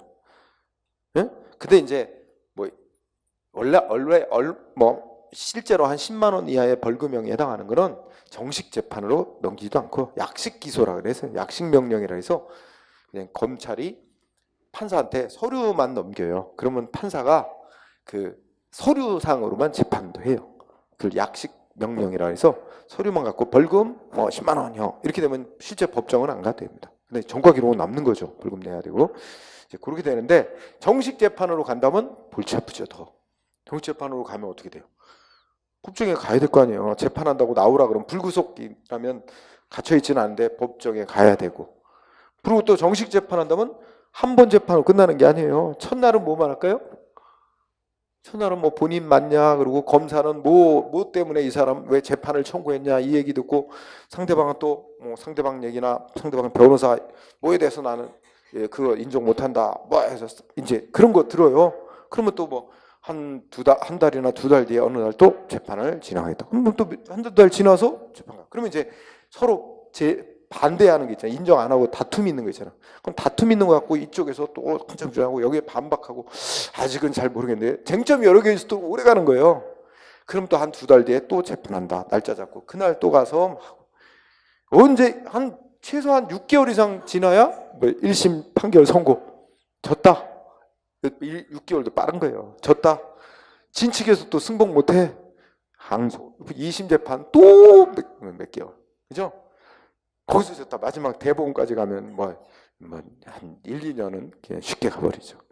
그 고생스러운 거야. 마음 고생에다가 법정에 나가고 준비해야 되고 결국은 가서 벌금 10만 원 어때요?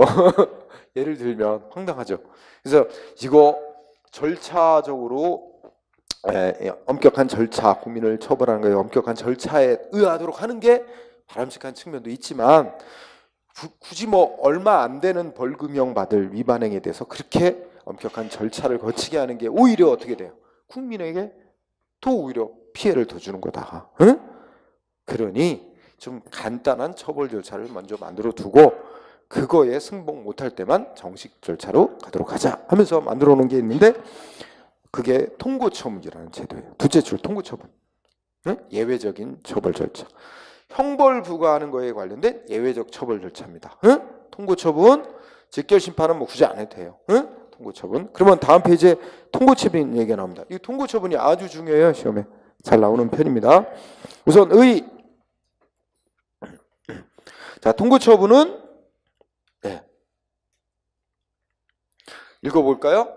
원래는 정식 형사소송 절차, 형식 재판 절차 열어서 처벌해야 되는 거거든요. 근데 그거에 대신 어떻게 돼요? 의무 위반자에게 누가?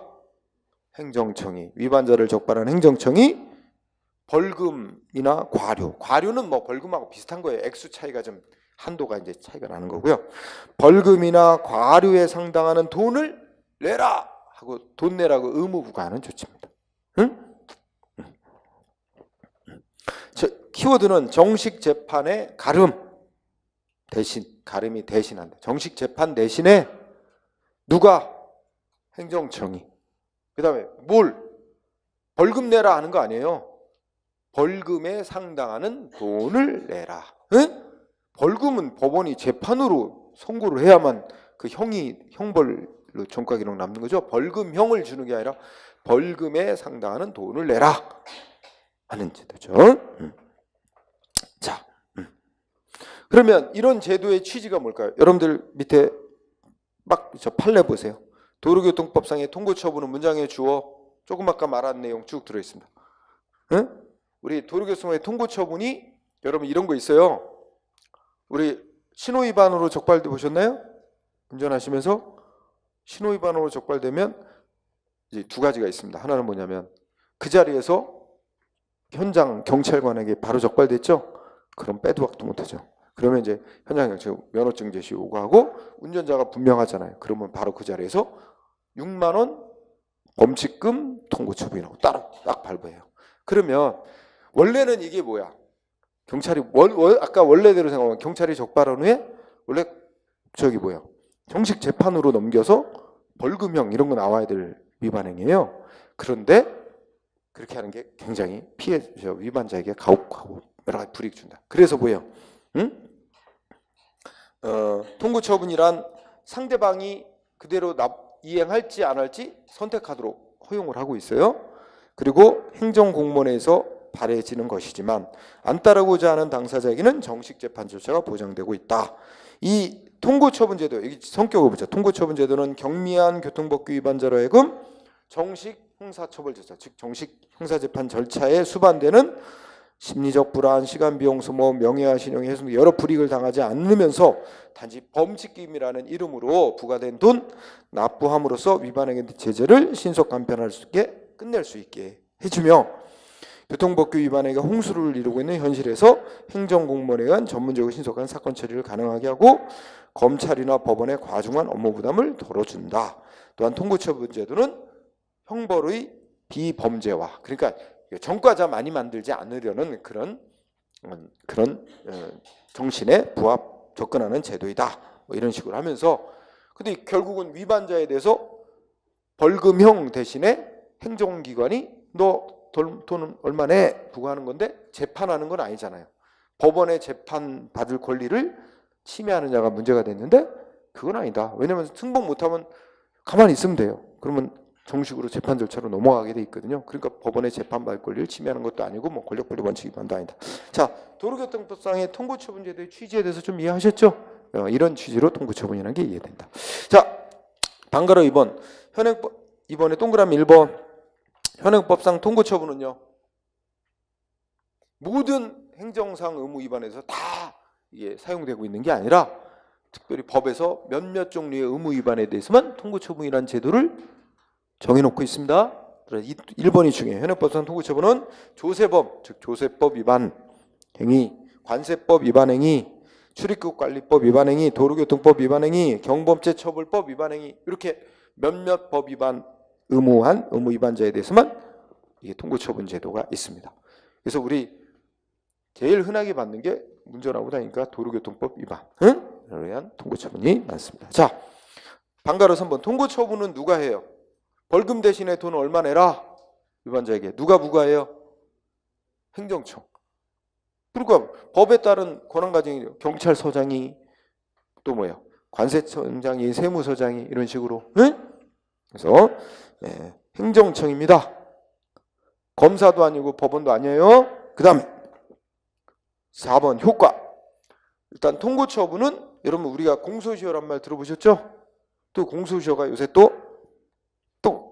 저 인터넷에 많이 나오고 있죠. 누구 때문에? 마이크로닷 때문에. 마이크로닷 부모가 소위 뭐 아직 확정은 안 됐지만 어떻게 했어요? 하여튼 친인척 동네 사람들은 돈 뭐 해가지고 뉴질랜드로 야반도주했다 얘기잖아요, 그죠? 그래서 그래 됐는데 이게 그게 일종의 사기죄에 해당돼요. 갚을 의도가 없어. 갚을 의도가 없으면서 돈을 빌려가지고 날라버린 거죠. 근데 이것도 아마 공소시효가 뭐 몇 년 있을 거예요. 10년인지. 그러니까 그때까지 국가가 잡아서 재판을 청구해야 됩니다. 검사가. 그 정해진 기한 내에 검사가 재판을 청구해야 처벌할 수 있는 거고 그 정해진 예를 10년이라고 가정하면 사기죄 공소시효가 10년이라면 10년 안에 검사가 재판 청구를 안 하면 못하면 10년 지난 뒤는 처벌을 못하는 거예요. 그게 공소시효인데 근데 범죄자가 외국으로 도망가죠? 그럼 뭐가 돼요? 그 공소시효 시간 진행이 멈춰요. 중단. 네? 그럼 막 20년이 지났더라도 20년 안 지난 거예요. 현실은 시간이 지났더라도 멈춰 있는 거예요. 뉴질랜드로 도망간 시점부터 지금까지 시간 멈춰 있는 거예요. 그러니까 어떻게 돼요? 예, 체포해서 기소해서 처벌할 수 있죠. 응? 그리고 만약에 우선은 소재지를 파악해서 빨리 입국해서 처벌받으라, 수사받으라. 안 온다? 뭐 해야겠어요? 뉴질랜드하고 우리나라하고 그거죠.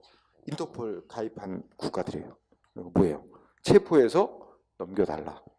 인도 청구를 해요. 범죄자 인도 청구. 응? 근데 그게 그렇게 될 경우에 범죄자 인도 청구를 했는데 이 또 몇 년이 걸릴 수 있습니다. 그러면 만약에 마이크로다 부모가 이제 그럼 인도 청구를 하면 그 뉴질랜드에서도 법원이 결정을 해요. 얘를 넘겨줄 거냐. 법원이 결정하게 돼 있어요. 그러면 법원이 결정을 하는데도 시간이 꽤 걸리고 그 다음에 결정을 한 거에 대해서 반발 또 승복 못하겠다. 재심 말하자면 이렇게 하면 몇 년이 걸려요. 그때 되면 사람들 관심에서 다 이제 없어지겠죠. 응? 몇 년 지났는데 갑자기 짧은 기사 딱 나올 거야. 어떻게 결정났다. 응? 하여튼 처분은 쉽지는 않습니다. 자, 어쨌든 통고 처분을 하게 되면 국가가 형벌권 행사를 안 하고 방치해 놓은 건 아니다. 그래서 국가의 처벌권 시가 멈춥니다. 응? 공소시효 중단 미출. 그다음에 동그라미 2번 상대방이 어떻게 돼요? 납부기한 내에 돈 내면 모든 처벌은 끝난 거로 칩니다. 그 얘기 뜻이에요. 2번. 응? 확정 판결 마치 정식 재판 절차로 갔다면 확정 판결 내려진 거와 마찬가지로 봐서 다시는 같은 사안에서 처벌받지 않습니다. 네. 그 다음에 반대로 동그라미 3번 상대방이 이행하지 않으면 어떻게 될까요? 납부하라는 기한 내에 이행 안 하면 어떻게 된다? 여기가 중요해. 납부하지 않으면 이행 안 하면 행정기관이 벌금 대신에 돈 내라 하고 부과한 통고처분이라는 조치는 없어집니다. 없어지는 거예요. 효력 상실. 그러면 쉽게 말하면 행정청이 간단하게 끝내자 하고 이제 벌금 대신에 돈 부과했는데 안 내면 이행 납부기한 내에 납부 안 하면 그냥 없어지면서 그래 그러면 행정기관은 어떻게 했겠어? 그러면 원래의 절차로 가자. 그리고 이제 검찰에 고발하는 거죠. 응? 그래서 행정청이 검찰에 고발해서 원래의 정식 재판 절차로 이행이 됩니다. 다만 경찰서장이 통고처분하는 경우는 경찰서장이 바로 법원에 즉결심판이라는 약식재판을 청구하게 되어 있습니다. 응? 자, 하여튼 동그라미 2번 보시고 그 다음에 4번 통고처분 받고 언제까지 납부해라. 보통은 10일 정도 줍니다. 1차 납부기간을. 응? 네, 기한 내 그리고 1차 납부기한 내에 안 내면 이자가 붙어요. 응? 연체이자 붙이고 2차 납부기간 또 다시 한 20일을 또 줘요. 그 기한 내에 납부를 안 하면 이제 그 다음에 이제 고발 들어가는 거거든요. 근데 납부기한을 지났어도 행정청이 검찰에 고발하기 전에 이자 붙여서 더 갖다 내면 고발을 안 한다. 응? 그 다음에 검찰이 재판 청구하는 거 있죠? 정식 재판 청구하는 거 기소는 행정청으로부터 고발이 들어와야만 할 수 있게 돼 있습니다. 따라서 행정청이 고발을 안 했는데 검찰이 독자적으로 재판 청구는 할 수 없고 해도 그는 위법입니다. 응?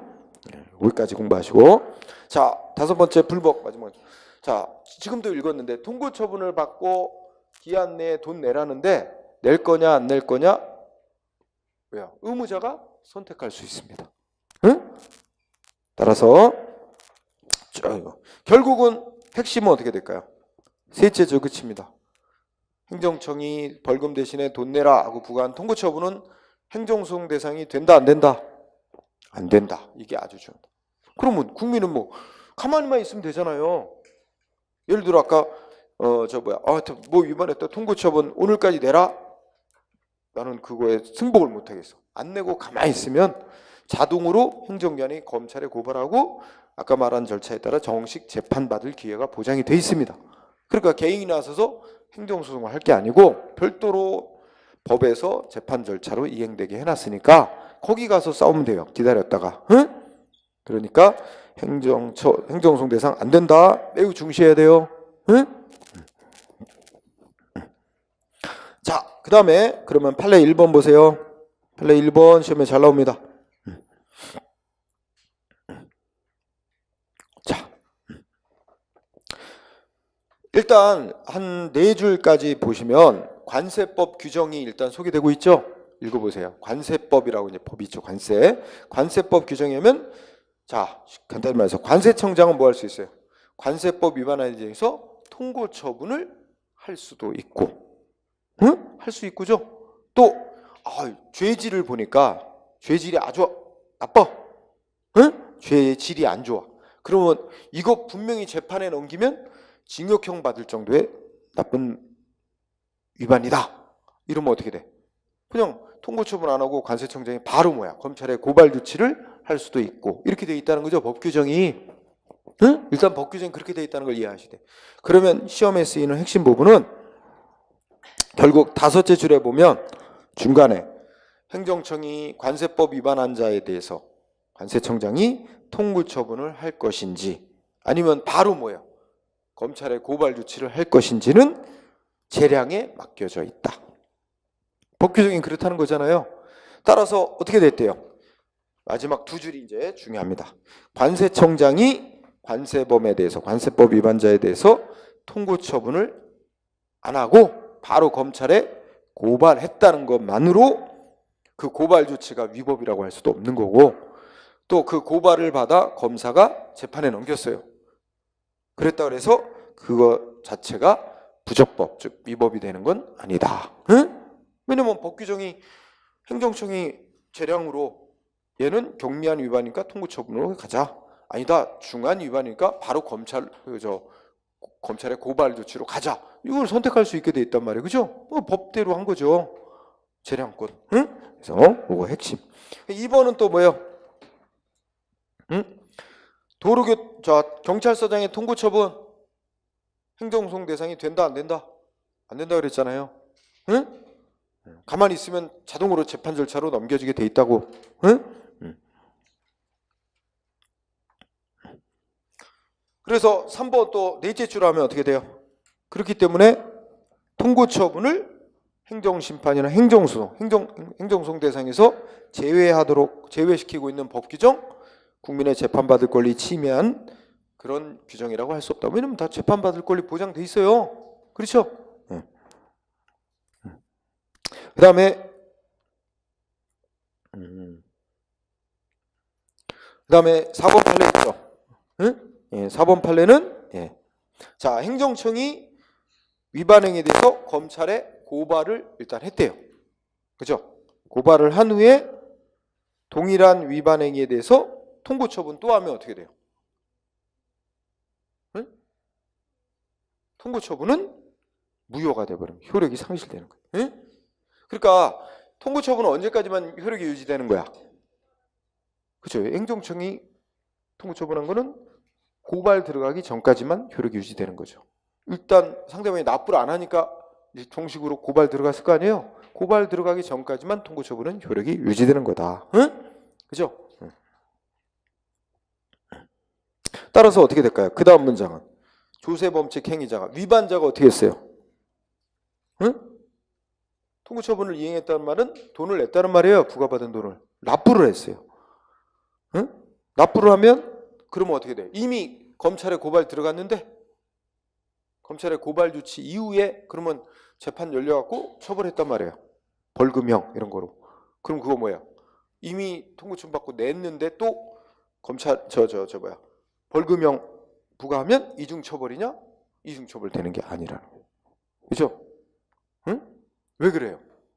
이 사람은 원래 통고처분 받은 거 이미 고발 들어간 다음에는 낼 의무가 없는 거죠. 통고처분은 효력이 없어진 거니까 안 내도 되는 걸 내게 된 거예요. 그렇죠?